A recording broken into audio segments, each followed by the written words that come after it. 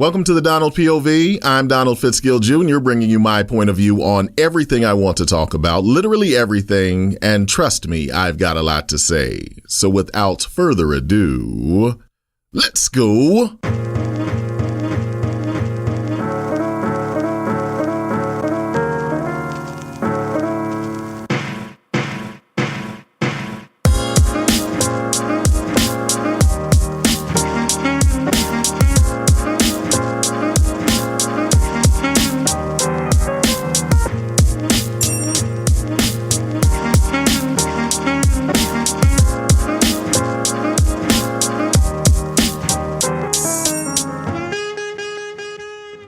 How will history remember you?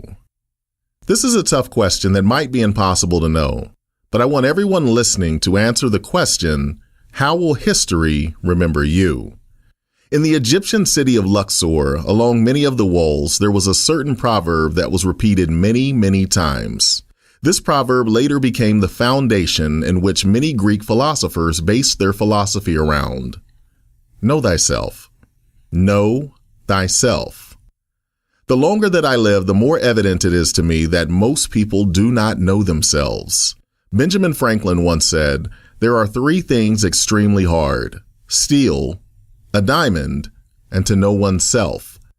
Contrary to popular belief, we can and do lie to ourselves. We do it all the time. It's extremely evident in sports. I sometimes watch sports, professional sports, and think to myself, I can beat them. I know I can. Which is really funny because last year I went to go play tennis with a friend of mine, and within the first 5 minutes, I was running after a backhand, lost my balance, fell into the fence, and tore my rotator cuff. I had to do physical therapy for months to recover, and tennis was my best sport. But sports is an obvious one that is immediately recognizable. I recently saw a documentary with footage from the 50s and 60s in America. And at one point in the documentary, the National Guard was sent in to escort blacks into a school that was, until that point, all white. There were people protesting and shouting hateful things, all to voice their disapproval of integration. And as you all know, in many cases, people did way more than just voice their disapproval. Oftentimes, they expressed their disapproval in more violent ways.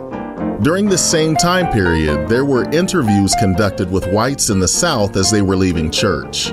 And I distinctly remember one woman saying, and I quote, "I believe that God will forgive murder. I believe that God will forgive adultery. But I do not believe that God will forgive the horrible sin of integration." As they interviewed people leaving the church, it became evident that most people did not believe they were doing anything wrong.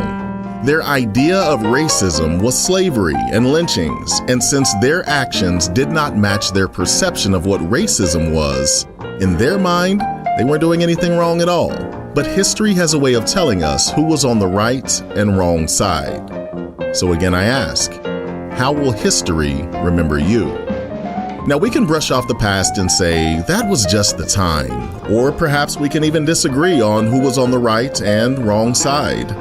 But it is my belief that sane, rational people know the difference between right and wrong. But for whatever reasons, those sane and rational people will oftentimes choose the wrong thing to do and end up on the wrong side of history. When we truly know ourselves, it becomes really difficult to hate someone else. Really difficult.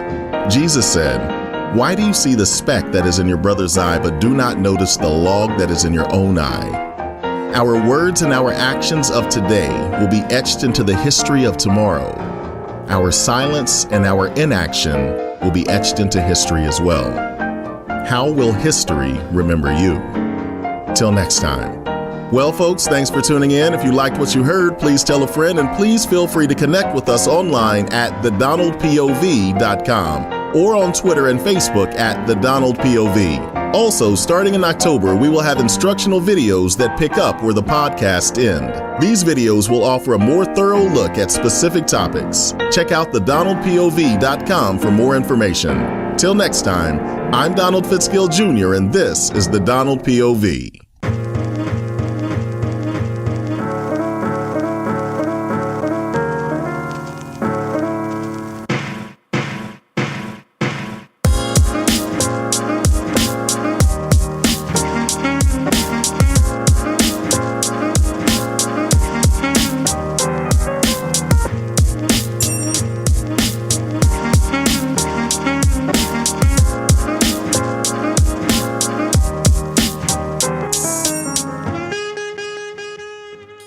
Brought to you by the Speakeasy Sound Company. I'll holla.